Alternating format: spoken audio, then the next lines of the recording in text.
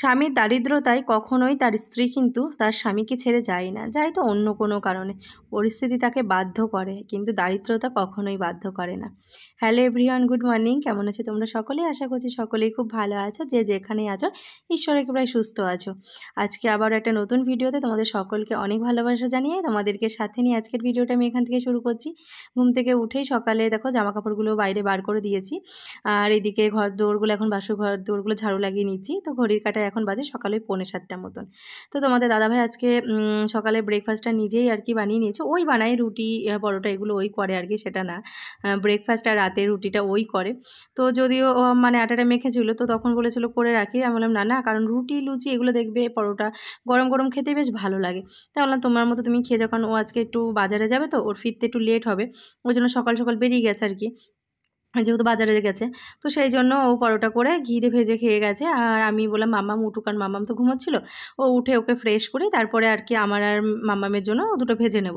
তো ওটাই আর কি এসে আগে ভেজে নিলাম, কারণ মাম্মাম ঘুম থেকে উঠে গেছে, ওকে ফ্রেশ করিয়ে দিয়েছি। ও খিদে পেয়ে গেছে, এখন বলছে মামুনি আমাকে খেতে দিয়ে দাও। তো ওই যে ঘি দিয়ে কটা পরোটা ভেজে নিয়েছিলাম, 3টে পরোটা হয়েছে এখানে। তো ওই যে সস দিয়ে এখন খাচ্ছি। দেখবে আমি সত্যি কথা বলতে পরোটা কখনোই মানে সস টস দিয়ে খেতে পারতাম না। মানে পারতাম না বলতে কি, কোনোদিন খাইনি, কিন্তু তোমার দাদাভাই একদিন আমাকে জোর করে খাইয়েছে। বলে এইভাবে ঘি দিয়ে বা বাটার দিয়ে মানে ঘি দিয়ে ভেজে পরোটা খেয়ে দেবো, কত টেস্ট লাগে। সত্যি কথা এত ভালো লাগে, যেদিন হয়তো সবজি টবজি বানাতে পারি না, যেমন আজকে হুটোপাটা করে হয়নি শর্টে, সেদিন এরকম পরোটা মানে পরোটা কিন্তু সস দেখে খুব ভালো লাগে। তো ও খেয়ে চলে গেছে, আমাদেরও খাওয়া দাওয়া হয়েছে। এবার কাজগুলো গুছিয়ে নিই। তো বেডশিটটা তুলে দিয়েছে, এবার সব কিছু আর কি যা আছে সব ভিজিয়ে দিলাম। তো এই যে তোমাদের দাদাভাই আর কি চলেও এসেছে বাজার থেকে। তো এর মধ্যে অনেকটাই সময় চলে গেছে, যাই হোক। তো আমি এদিকে ভেবেছিলাম যে রান্নাটা মানে যেটুকু হোক আর কি ডাল ভাত করিনি, কারণ ওই সে আবার ধরো খেয়ে ডিউটি চলে যাবে। তো আর বাজারে যেহেতু এখান থেকে অনেকটা দূর, যখন যাই না তখন, আর এখানে তো মানে কি বলবো 2-3 ঘন্টার ব্যাপার। আর সব একবার ধরো ফ্রেশ গাড়ি যায়, একসাথে আসে, সব কিছু গুছিয়ে নিয়ে। তো অনেকটা লেট হয়ে যায়, আর মানে ওই জন্য সেদিন রান্নাবান্না করতেও লেট হয়ে যায়। ওই জন্য আগের থেকে হয়তো ডাল ভাত না একটা কিছু করে রাখি, এসে ধরো খেয়ে আবার ডিউটি বেরিয়ে যাবে, নাহলে আবার রান্না করতে করতে অনেক লেট হয়ে যাবে। তো মাছ তো এখানে পাওয়াই যায় না, রুই মাছটা তো পাওয়াই যাচ্ছে না, যে কতদিন পরে পেলাম কে জানে। 1-1.5 মাস পর। আগে প্রথমে কিন্তু এমন হয়নি, হয়তো সপ্তাহে বা 15 দিন পর, কিন্তু তবু রুই মাছটা পাইনি। চিংড়ি নিয়ে এসছে, তো অনেকটা পরিমাণে এনেছে বলে ও দেখো, আমি বললাম তুমি খেয়ে নাও, ডিউটি যাবে। তো বললো না তুমি পারবে না, আমি বেছে দিই। তো ওই বেশিরভাগ বাঁচলো, তারপর লাস্টে দেখলাম আমিও হাত লাগাই, কারণ ওকে দুটো খেতে হবে, খেয়ে যাবে, কারণ সময় তো নেই। কারণ ওই যে মানে মাছটাই ও ঘরে দিতে এসেছিলো, তার মধ্যেও যখন দেখছে যে একটু বেছে দিলে ওর একটু সুবিধা হবে, কারণ অনেকটা মাছ না হলে বাঁচতে বাঁচতে অনেকটাই হয়তো সময় লেগে যাবে। ওই জন্য ও বাঁচতে শুরু করে দিয়েছে। ওই জন্য আমিও লাস্টে হাত লাগিয়ে দিলাম, যে আমিও হাতে পিঠে বেছে নিই, কারণ তাহলে তাড়াতাড়ি হয়ে যাবে। না হলে এমন হবে হয়তো লাস্টে ওর খাওয়ার সময়টাই হলো না। ওই জন্য এদিকে ভাত হয়ে গেছে, ডালটা সোমবার দিয়ে ওকে দিয়ে দেবো, আর মাছটা বাছা হয়ে গেছে, ওই ভেজে ফেলেছে বেশিটা ভাগ। যেহেতু চিংড়ি মাছগুলো বাঁচতে একটু সময় লাগে, আর এই মাছগুলো খুব একটা বড়ও না আর খুব ছোটও না। তো ওই জন্য দুজনে হাতে পিঠে সুন্দর করে বেছে নিলাম। তো সত্যি কথা বলতে ওর এই যে এই ব্যাপারগুলি যে এতটা বোঝে, যে পাশে থাকা, এই সাপোর্ট করা, এত কেয়ারিং, এই ভালোবাসা, সত্যি আমার মনে হয় একটা মেয়ের জীবনে এটাই যথেষ্ট।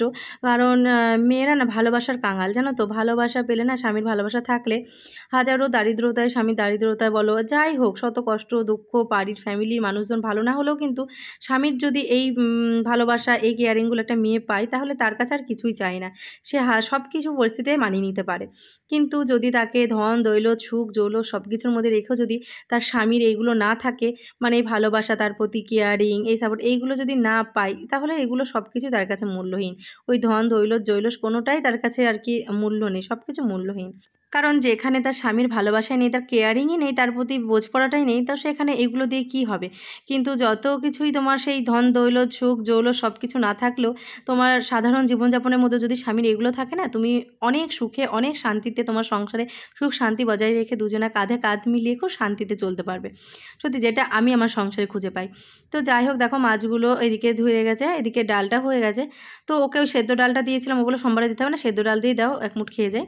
আর এদিকে আমি তারপর সোমবার দিয়ে এইদিকে দেখো হচ্ছে আমি মাছগুলো ভাজতে দিয়ে দিয়েছি। দিয়ে এবার বেসিনটা পরিষ্কার করে নিলাম, বাসন কোসনগুলো ধুয়ে নিলাম, কারণ রাঁধতে রাঁধতে দেখবে বাসনও নামে, আবার ব্রেকফাস্টের বাসনগুলো ছিল, সব ধুয়ে টুয়ে নিলাম। আর ওই যে চিংড়ি মাছের যে খোসা টোসা পরিষ্কার করে নিলাম, কারণ চিংড়ি মাছ এমন একটা জিনিস না যেটার অর্ধেকই বাদ চলে যায়। তো দেখতে পাচ্ছি আর মাছগুলো, তো মাছগুলো কীভাবে রান্না করবো, ওই জন্য প্লেন একটু আলু দিয়ে মালাইকারি টাইপের একটু পেঁয়াজ রসুন দিয়ে করলাম। কারণ কী বলো তো, চিংড়ি মাছের না একটা দেখবে আলাদা একটা স্মেল থাকে, তো ওই যে পেঁয়াজ রসুন না দিলে না ভালোও লাগে না। হ্যাঁ, তবে তোমার চচ্চড়ি বলো, কোনো কিছু কচুর শাক, পুঁই শাক, এইগুলোর মধ্যে দিলে তো সেটা আলাদা কথা। কিন্তু যদি এমনি মাছের আমি প্লেন ঝোল টোল খেতে পারবো না যদি এইভাবে না করি। তো ওই জন্য একটু মশলা দিয়ে কষিয়ে দেখো মাছগুলো দিয়ে দিয়েছি, ফুটেও গেল। তো এইভাবেই করব। আর অনেকটা পরিমাণে মাছ যেহেতু, তো ছোট ছোট মাছ একবারে বেশি হয়ে গেলেও গিজগিজে হয়ে যাবে, তো কিছুটা রেখেছি আর কিছুটা করেছি। রান্নাবান্না কমপ্লিট, এদিকে তো সব কিছুই পরিষ্কার করে নিয়েছি, এদিকে ভাত আর আজকে টক ডাল করেছি।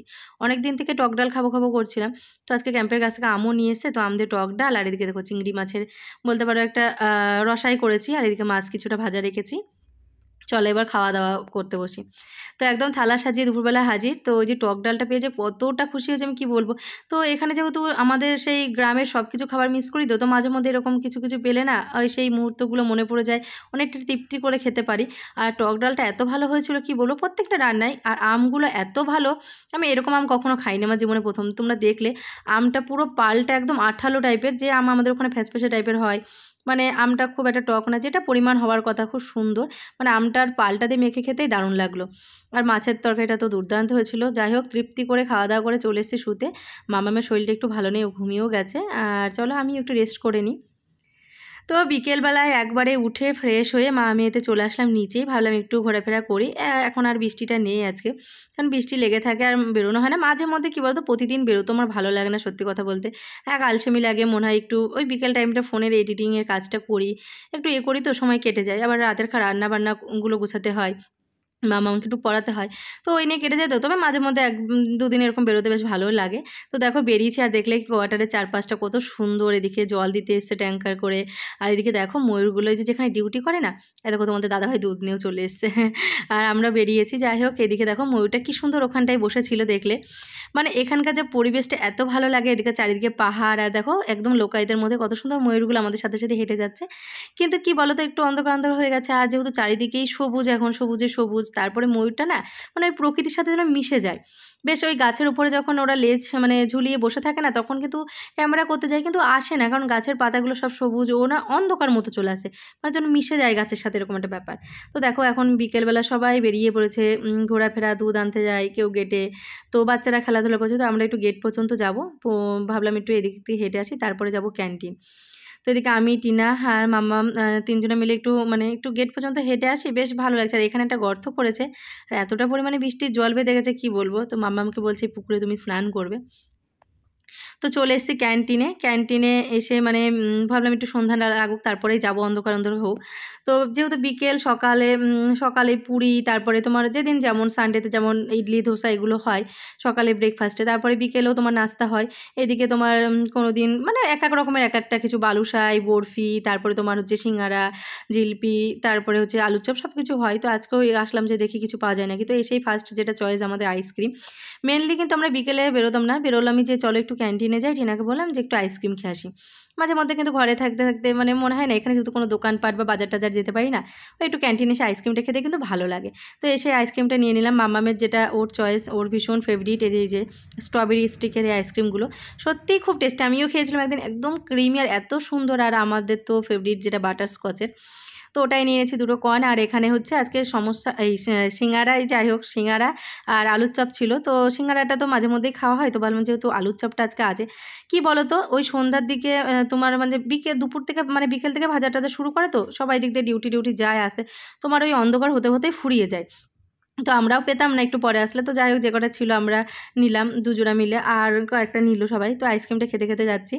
তো আমার হাতে সব কিছু ধরিয়ে দিয়েছে, চপের কন্টেনার, তারপরে মাম্মা আইসক্রিম খুলতে বলছে, ওইটা। তার মধ্যে তুই আর তোর আন্টি খেতে খেতে চল, আর আমি তোদের দেখতে দেখতে যাই। এই নিয়ে একটু হাসি ঠাট্টা হলো। তো ঘরে চলে এসেছি, এসে দেখো একটু চপের সাথে ভালো একটু মুড়ি মেখে নিই, সন্ধ্যাবেলা বেশ চপ মুড়ি খেতে ভালোই লাগে। অনেক দিন তো খাওয়া দাওয়া হয় না, তো মাঝে মধ্যে এরকম হলে কিন্তু খুব ভালো লাগে, যেগুলো আমরা বাড়ি থাকতে তো হয়, কিন্তু এখানে তো আর অতটা হয় না। তো চপ মুড়ি টুড়ি খেয়ে বেশ তিনজনে মিলে গল্প টল্প করে কিছুক্ষণ সন্ধ্যাবেলা সময় কাটালাম। আমাদের দাদাভাই চলে এসে, এখন যাচ্ছি ছাদে। আসলে ওই যে সকালে যে জামা কাপড়গুলো ভিজিয়ে দিয়েছিলাম না, ওগুলো তোমাদের দাদাভাই না স্নানের সময় দুপুরবেলা কেচে ওই ছাদে মেলে দিয়ে গেছে। আমার আর নামানোর কথা খেয়ালই নেই। ছাদে জামা কাপড় দিলে আমার এই একটা ভুল হয়, মানে খেয়াল থাকে না। ও ডিউটি গিয়ে ফোন করে যে ছাদে জামা কাপড় আছে, নামিয়ে নিয়ে এসো, মেঘ হয়েছে কি বৃষ্টি হচ্ছে, এরকম, বা বৃষ্টি আসবে। কিন্তু আজকে ও ডিউটি যাবে, ও আমাকে ফোন করতে ভুলে গেছে, আমারও নামানোর কথা মনে নেই। তো ঘরে এসে যে মুড়ি খেতে খেতে গল্পে গল্পে যখন আমাকে বলে জামা কাপড় নামিয়ে নিস, আমি তখন মনে পড়লো যে যা আমি ভুলেই গেছি। তো তারপরে দেখো চলে এসেছি দুজনে মিলেই, বললো চলো একটু ছাদে ঘোরাফেরাও করে আসি। বেশ মানে রাতের বেলা না বেশ ভালো লাগে দেখবে ঘোরাফেরা করতে ছাদে, তারপরে বেশ হাওয়া চলে। তো এরকম জামা কাপড় সব ঝুলছে, তো এগুলোকে নামিয়ে নিয়ে যায়, এগুলো তো আর পরা হবে না, এগুলোই নিচে রেখে দেবো। তো যাই হোক, সত্যি কথা বলতে আমি মানি ওই যে নেগেটিভ পজিটিভ এনার্জি, এগুলো একদম বাস্তব। এই যে খোলা আকাশের নিচে এরকম থাকলে না, যে নেগেটিভ এনার্জিগুলো যেটা জামা কাপড়ের মাধ্যমে আমাদের সংসারে প্রবেশ করে, শরীরে প্রবেশ করে, যেটা একদমই ঠিক না। তো সেই জন্য ওইগুলোকে চলো ধুয়ে দেবো সকালে।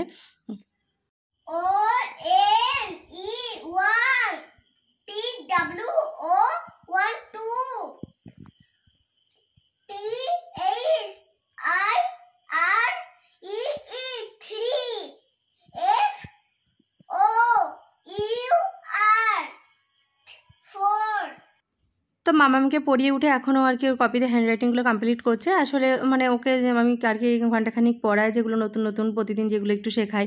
তো তারপরে ও আর কি হ্যান্ডরাইটিংটা করে। তো ভাবলাম এখানে বসে থেকে আর কি করবো, হ্যান্ডরাইটিংটা কমপ্লিট করুক। তো আগের দিনে যে ভেজা জামা কাপড়গুলো, যেটা সকালে ঘুম থেকে উঠে বাইরে আর কি দরজার বাইরে মেলে দিয়েছিলাম, আসলে কি বলতো চোখের সামনে থাকলে আর কি দরজা খুলতে মিলতে না চোখে পড়ছে, তো তুলে নিয়ে আসা হয়েছিল। যেগুলো দেখবে চোখের আড়ালে চলে যায়, একটু অখেয়ালও হয়ে যায়। আর ওইদিকে তোমাদের দাদাভাই এখন রাতের আর কি ডিনারের রুটিটা বানাচ্ছে আর কি। তো ও আমাকে বলে যে প্রতিদিন সন্ধ্যাবেলা তুমি 1 ঘন্টা করে ওখানে বসবে, আমি রাতের খাবারগুলো বানিয়ে নেবো, তোমাকে আর আসতে হবে না। হ্যাঁ, মাঝে মধ্যে হয়তো যেদিন ওর ডিউটি থেকে লেট হয় বা কিছু প্রবলেম হয়, তখন তো আমাকে বলেই দেয়, সেদিন আমি বানিয়ে নিই, সেই দিনকারটা আলাদা ব্যাপার। তাছাড়া কিন্তু ওই বানায় আর কি রাতে বেশিরভাগ। তো যাই হোক, আমি এদিকে জামা কাপড়গুলো ভাঁজ করে নিয়েছি, ভাবলাম ওইদিকে মামা হ্যান্ডরাইটিংগুলো কমপ্লিট করুক, ততক্ষণ আমারও জামা কাপড়গুলো ভাঁজ করা হয়ে যাবে, কাজগুলো গোছানো হয়ে যাবে, দিয়ে আমি একবার আলমারিতে জামা কাপড়গুলো গুছিয়ে তুলে রাখি। তো আমার আজকের ভিডিওটি তোমাদের কেমন লাগলো গো বন্ধুরা, কমেন্ট করে জানাতে ভুলো না। আর তোমাদের একটা ছোট্ট লাইক আর তোমাদের একটা মিষ্টি কমেন্ট আমাকে কিন্তু আরও মোটিভেট করে নতুন নতুন ভিডিও বানানোর জন্য। তার সাথে আমার নতুন বন্ধু যারা আছো, পুরনো বন্ধু যারা আছো, তোমাদেরকে অসংখ্য ধন্যবাদ জানাচ্ছি আমার পাশে থাকার জন্য। এভাবেই সবসময় কিন্তু আমার পাশে থেকো। তাহলে চলো আজকের ভিডিওটা এখানেই শেষ করছি, আগামীকাল আবার দেখা হবে নতুন ভিডিও নিয়ে। ভালো থেকো সবাই, tata, love you all, good night বন্ধুরা, টাটা।